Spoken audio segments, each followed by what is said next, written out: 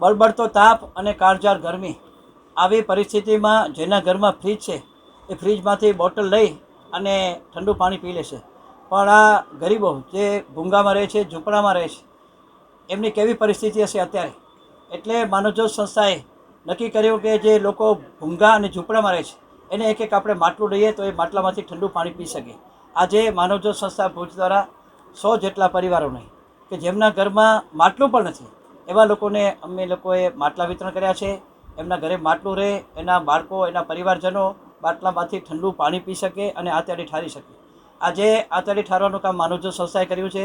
દર વર્ષે અમારી સંસ્થા દ્વારા ઉનાળાની કાળઝાળ ગરમીની અંદર અમે ગરીબોના ઝૂંપડે માટલું પહોંચાડીએ છીએ. આ વખતે પણ આજે 100 જેટલા પરિવારોને અમારી સંસ્થા માનવજ્યોત દ્વારા માટલા વિતરણ કરવામાં આવ્યા છે. આ બધા પરિવારોના ઘરે એક માટલું હશે અને હવે એના પરિવારજનો આ માટલામાંથી ઠંડુ પાણી પી શકશે, એમની આંતરડી ઠરશે અને અમને પણ ખુશી થશે. કારણ કે અત્યારે ઉનાળાની કાળઝાળ ગરમી અને બળબડતો તાપ આપણે જોઈએ છીએ, કેટલી બધી મુશ્કેલી અને કેટલી બધી ગરમી આપણે સહન કરીએ છીએ. તો આ બિચારા ઝૂંપડામાં રહેતા હશે, ગરમ પતરામાં મકાનોમાં રહેતા હશે, ક્યાંક ઝૂંપડપટ્ટીમાં રહેતા હશે, તો એમને પણ પીવાનું પાણી મળે એવા ઉદ્દેશ સાથે માનવજ્યોત સંસ્થા દ્વારા આજે 100 પરિવારોને માટલા વિતરણ કરવામાં આવ્યા છે.